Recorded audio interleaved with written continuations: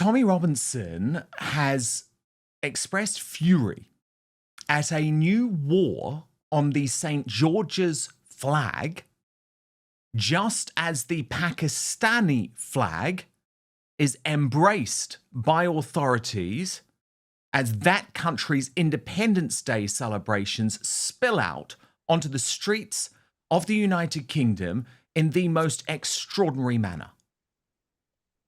So this has all come after Epping locals, as reported by GB Politics, have started to erect the St. George's flag around the town. Fearing the same thing was going to spread up and down the country, the Labour Council in Birmingham immediately moved to remove what they described as dangerous British flags from city streets, as the Daily Mail says that it exposes Labour's true colours. Of course, we do know that they are anything but patriotic. As Tommy Robinson expressed, imagine that, putting up England flags in England's second city puts people's lives at risk. Why is that exactly? Birmingham City Council? But it gets worse, of course, because as councils take down the Union flag and St. George's Cross that Brits have raised in their own area, they openly promote and support the raising of the Pakistani flag. England's second largest city, Birmingham, lighting up the city green to mark Pakistan's Independence Day, which Tommy Robinson described as a conquered city. Restore Britain. Rupert Lowe's movement went one step further, suggesting this is Britain, not India. But honestly, if you look at these scenes from Manchester last night, you'd be surprised. Watch. If you're enjoying what we're doing here on Outspoken, please consider joining our thriving community over on Substack, www.outspoken.live. You can sign up completely for free, but Substack is so important to me. It is a free speech platform. It protects me from big tech cancellation. Plus, you get to communicate directly with me. Head on over www.outspoken.live, enter your email address, and sign up today.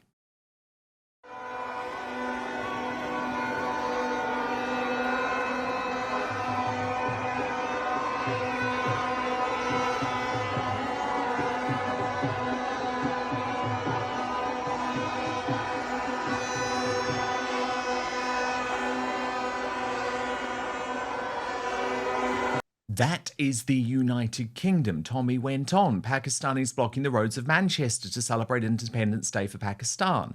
Ask yourself, if a war broke out between Pakistan and the UK, which side would these rats be on? The enemy within. And there were more scenes like that.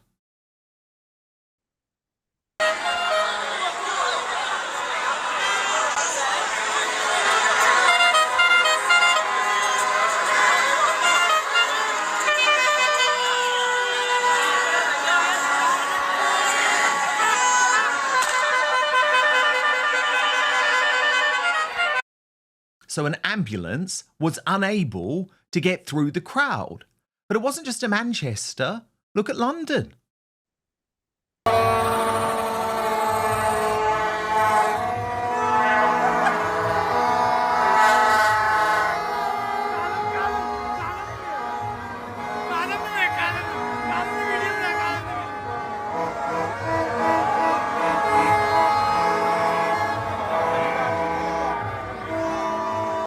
And there were some videos online of the local police actually joining these celebrations, which prompted Tommy to post Greater Manchester Police dancing around with Pakistanis as they celebrate Pakistan Independence Day. Ironically, in England, Manchester's children have been abused en masse by predominantly Pakistani rape gangs. Even just last month, GMP revealed they're investigating 1,000 plus rape gang suspects.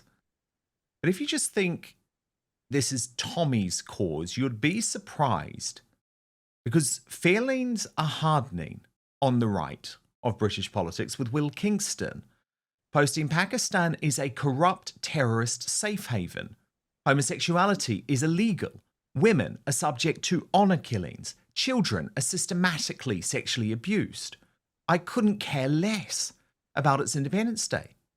Kelly J. Keane Right, and if Pakistan is so great, why don't people move there? If you were flying the Pakistani flag today and celebrating that country, you should move there. I suspect property is very, very cheap. To my superstar panel, Rebecca Jane and Henry Bolton. Henry, what do you make of what's going on the streets of the United Kingdom, which really don't look like the culture of England anymore? No, it's certainly not the culture of England.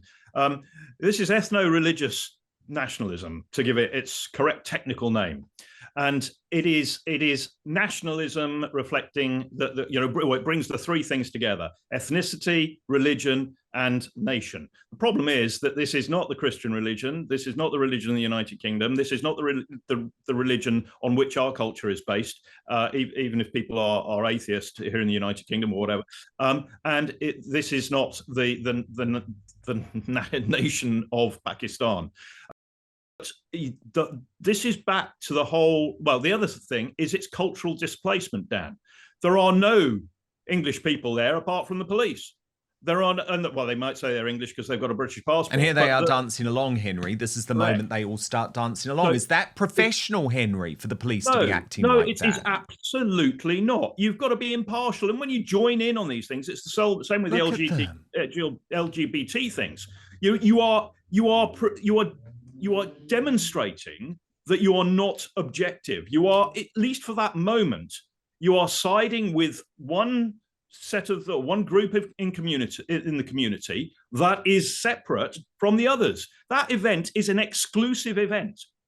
If you are Muslim, if you are Pakistani, then you're going to be welcome there. If you're down there with the St. George's flag, or saying, I'm a Pakistani, but I'm a Brit, and here I am with the Union Jack and the St. George's flag in the other hand, I don't think you're going to last very long.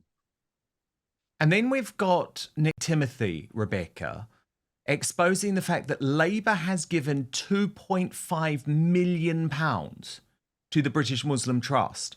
Its accounts have been inactive for years. It was founded by the Aziz Foundation, which attacks Prevent as racist. Its CEO advises Labour on the Islamophobia definition. So it feels like this is only going to get worse under Labour. Well, we knew that, didn't we? Like, we were telling people this before they voted Labour in. We told them, yeah, the Conservatives are bad, but actually Labour are going to be worse, and they're actually just proving it. And Henry's completely right. You know, the police joining in with that little celebration, it is condoning what they do, and it is an exclusive event. I wouldn't be welcome there. And yes, I completely and utterly agree. If you love the Pakistani traditions so much, that's the country for you. This is England. Be inclusive. Yes, we can be welcoming, but this is our country. We weren't built on having women as second-class citizens and all of their traditions that they have that we don't agree with. That is not us. And if you want that to be us, and you think that that's okay here, then leave and let us be as we are, and you can do as you please. But I think that the whole thing is just utterly disgraceful, and unfortunately, Labour are never going to be our answer. They're never going to support us. They're never going to do anything about it. Well, of course they're not. But you know what's making me absolutely furious at the moment? It is the mainstream left trying to say that people like me, who are talking from personal experience, lived experience, having seen friends actually killed in our biggest cities because of the lawless crime wave, which is sweeping the country. But obviously I live in London and I'm very open about that. And so that's specifically what I'm referring to. If we say this, according to that sweaty little asshole, Lewis Goodall, apparently we're just propaganda agents. Watch this. There is a big problem with phone theft. Yes, there is a problem with sort of that sort of robbery that we haven't seen in the past. Other crimes, but when you compare them to 10, 20 years ago, have gone down, whether it's car theft or burglary or whatever it happens to be.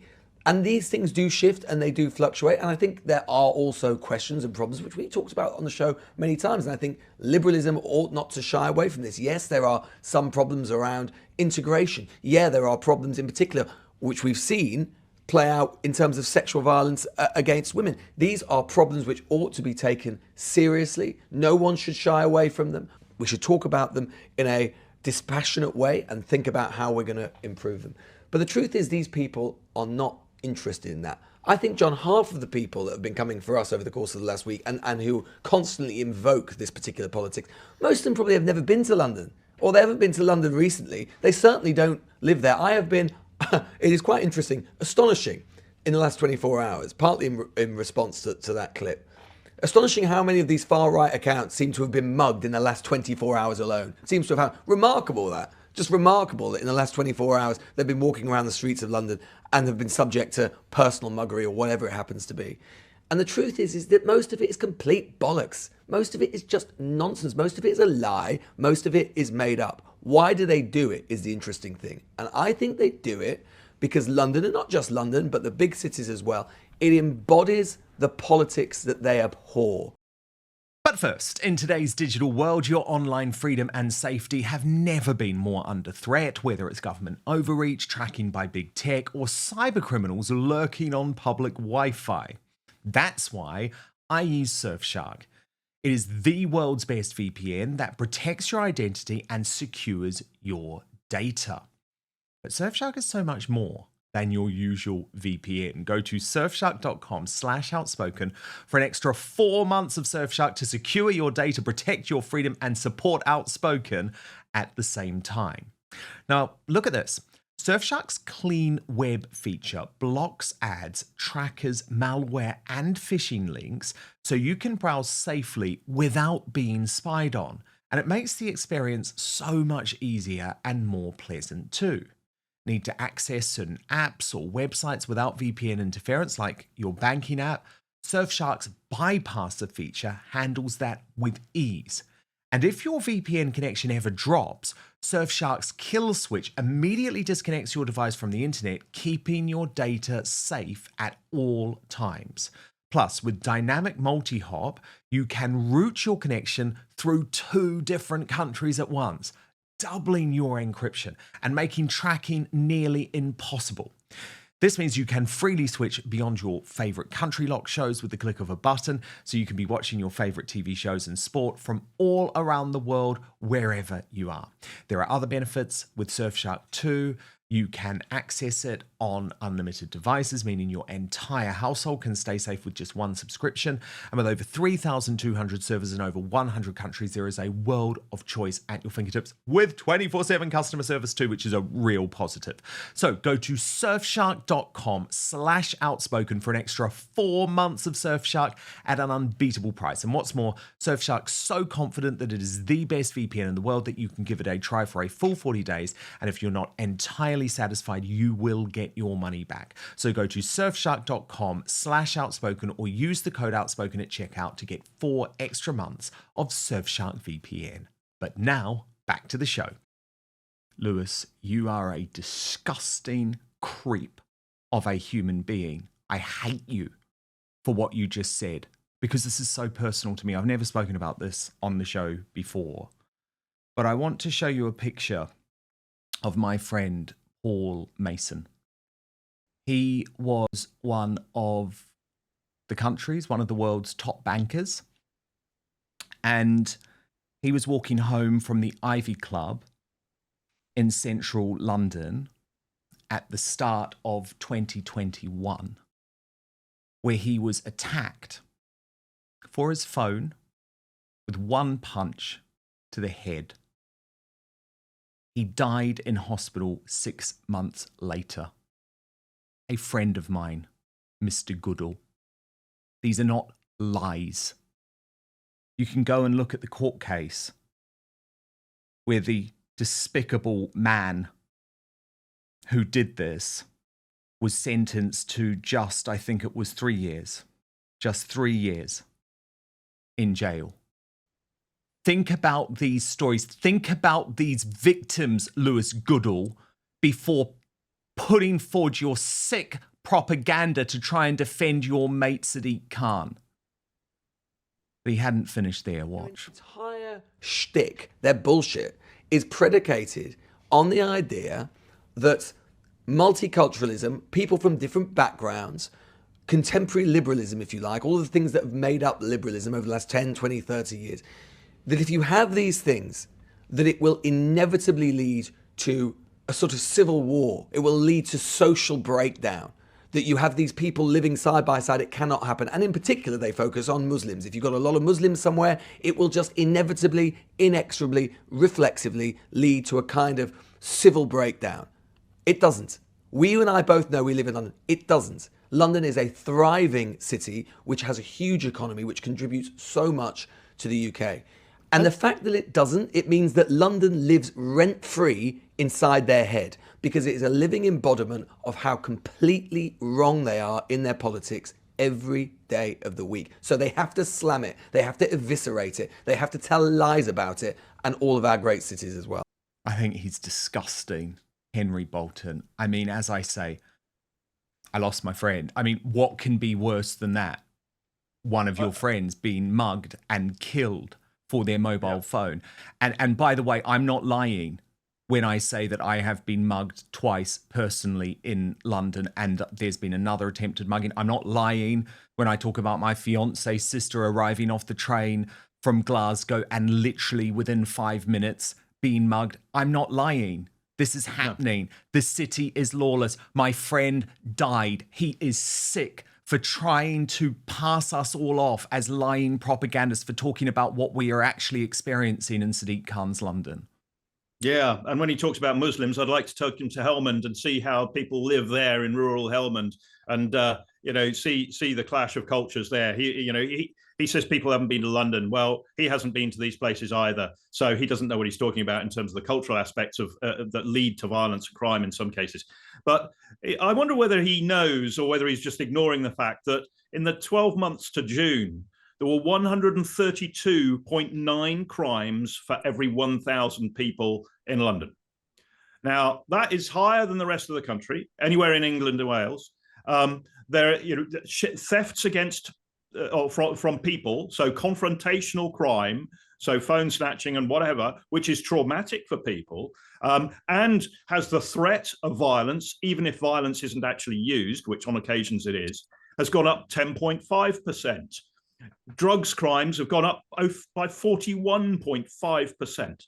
So Lewis Goodall, yes, some things have gone down, but those crimes that affect people very deeply and can traumatize people, and who they experience directly. I'm not talking about fraud, which is not, it's not a victimless crime, but it is a crime that doesn't actually leave somebody necessarily traumatized if it's fraud from a business.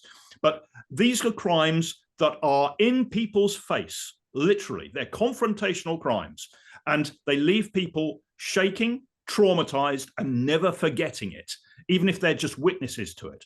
So for Lewis Goodall to come out with this, either he lives in a tiny little bubble in London, and there are a few, and I know a few Not other. many these days, though. Well, there aren't, no, but you'll know as well that there are one or two commentators rather like Lewis who do live in these rather isolated, rather nice bubbles of affluent people. Well, I'll tell you what happens. We know what happens. He gets sent a posh car, Rebecca Jane, every single day by his bosses at Global Radio to ship him from, as Henry says, his very nice suburb. It will be somewhere in North London like Islington, to ship him directly to the studio at Leicester Square. And anywhere he goes, he lives a life of privilege. So the guy has no idea. But I would actually counter Rebecca. I think Lewis Goodall is lying, because I don't believe that anyone who's living in London, and I've been here for 20 years, can fail to see what has happened to this city. But of course, it's cities up and down the country, Rebecca Jane.